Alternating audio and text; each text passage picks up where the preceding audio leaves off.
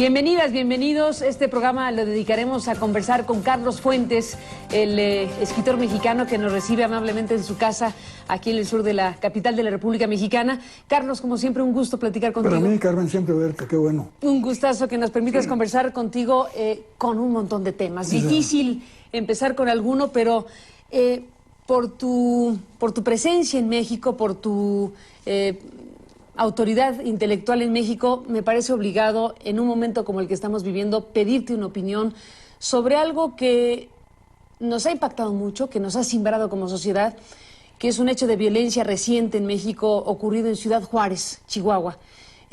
Una masacre de jóvenes, de estudiantes, de adolescentes, que bueno, ha movido en buena medida a las conciencias nacionales, porque es la suma de muchas cosas, pero aquí la fibra tocada por este acontecimiento que ha costado la vida a estos jóvenes y adolescentes. Ciudad Juárez hoy se convierte, por esa y mil razones, en un tema de obligada reflexión. ¿Qué piensas, Carlos, de lo que pasa en México con este foco de atención? Pienso que es el ejemplo perfecto de una política fracasada. Enfrentar a los narcos está condenado de antemano. Matas cabecillas, matas a uno, surgen dos, matas a dos, surgen cuatro. Es demasiado buen negocio, es el cuento de nunca acabar. La única salida que yo veo con los peligros que entraña es despenalizar el uso de la droga. Y ir a donde se vaya con eso, que aumentará el consumo en un momento, luego va a bajar. Dejará de ser una tentación, dejará de ser un crimen y habrá otras tentaciones y otros crímenes. Pero no ese. Pasa lo mismo con el alcoholismo en los Estados Unidos. Cuando Roosevelt levantó la prohibición, se acabó Al Capone. Ya no hubo más Al Capone, hubo alcohólicos, pero no hubo Al Capone. De manera que yo creo que es una política equivocada, que ojalá se cambie a tiempo, porque si no van a ganar la batalla ellos y no nosotros. Y bueno, ellos que no tienen fronteras, ¿no? Ellos que al final de cuentas tienen presencia en muchos lugares del mundo. Cuando tú y yo estamos conversando aquí en tu casa, estamos recibiendo información de un mega operativo que se realizó en Colombia después de 2 años de investigaciones y que nos muestran los vínculos que hay entre narcotraficantes y delincuentes organizados en Colombia con México y con otras variantes. Esto que no tiene fronteras, cuando dices despenalizar, no cabe solo para un territorio. No, tiene que ser una cosa tomada por una colectividad de países. Es la diferencia, claro, con la despenalización del alcohol en Estados Unidos, era un país. Este es un fenómeno global, como son prácticamente todos los fenómenos del día de hoy. Entonces tiene que haber una conferencia, una decisión. La iniciativa de los presidentes, que yo los sigo llamando presidentes Cardoso, Zedillo y Gaviria, es en ese sentido, de ir paulatinamente despenalizando algunos aspectos. Se puede hacer de esa manera, quizá no de un plumazo, pero hay que tomar pasos para despenalizar, descriminalizar este asunto, si no nos van a ganar ellos, repito, tienen todas las de ganar dentro de la política actual. Carlos, en este caso de Ciudad Juárez, el caso de la masacre de jóvenes, bueno, ha habido declaraciones diversas de las propias autoridades. Primero, el presidente Calderón sugirió que era un enfrentamiento entre pandillas. Después, la autoridad local, como la procuradora, ha dicho que eran jóvenes inocentes. En fin, no queda suficientemente claro exactamente el motivo y las razones por las cuales ocurrió la masacre. Pero estamos hablando de jóvenes y estamos hablando de personas que estaban en estructuras educativas. Y eso nos lleva a pensar varias cosas. Si sucede eso en Ciudad Juárez, ¿qué tipo de situaciones pueden ocurrir en este país que, como dicen los expertos, tiene 7 millones de ninis, de jóvenes que ni estudian ni trabajan y que evidentemente no tienen ruta, o muchos de ellos no tienen ruta más que la delincuencia y todo este tipo de circunstancias? ¿Qué pensar conectando Juárez con el resto del país? Sí, mira, es un problema gravísimo, creo que vas al fondo del asunto, que tiene que ver, con la educación. Suma a los jóvenes que ya has dicho, los que van a regresar de Estados Unidos. A medida que se acentúa la crisis norteamericana, muchos trabajadores mexicanos van a regresar. Y todos ellos, los que no tienen trabajo en México, los jóvenes de México, ¿qué van a hacer? ¿Van a ser reclutados por el narco o les vamos a ofrecer oportunidades de trabajo en México?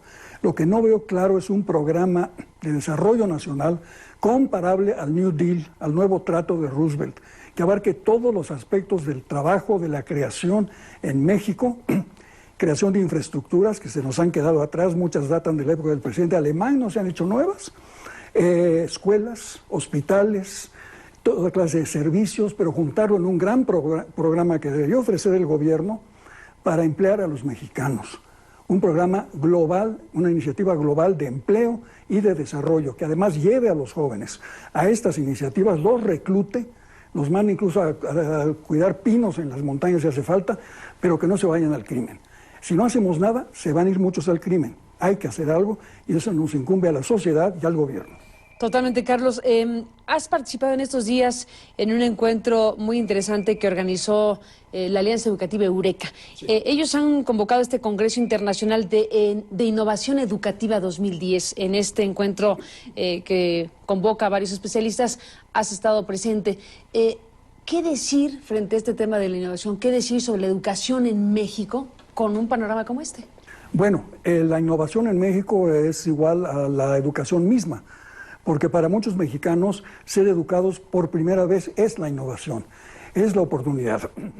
La gran campaña de José Vasconcelos en 1921, de Torres Bodet en 43. Esto llevó el alfabeto a millones de mexicanos.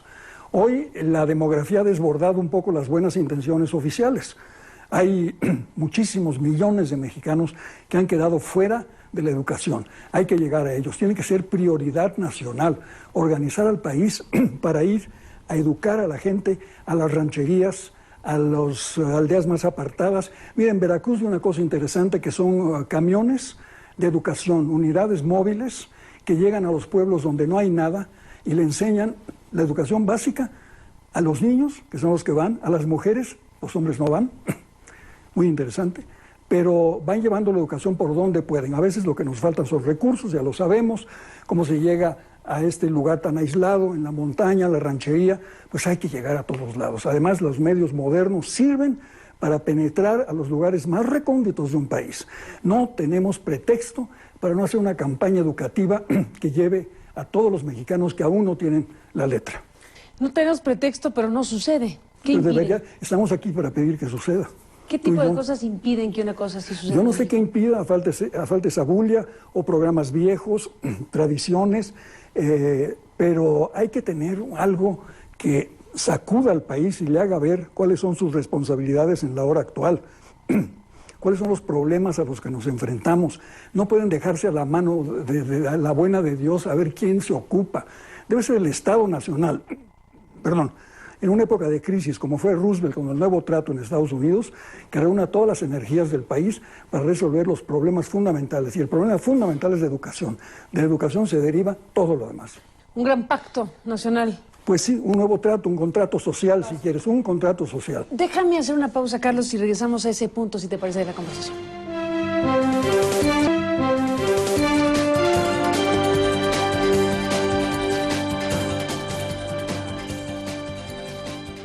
Regresamos, Carlos Fuentes, en esta conversación. Bueno, tú planteas hace un momento con claridad el tema de la educación y de que es una prioridad obvia y obligada en este momento.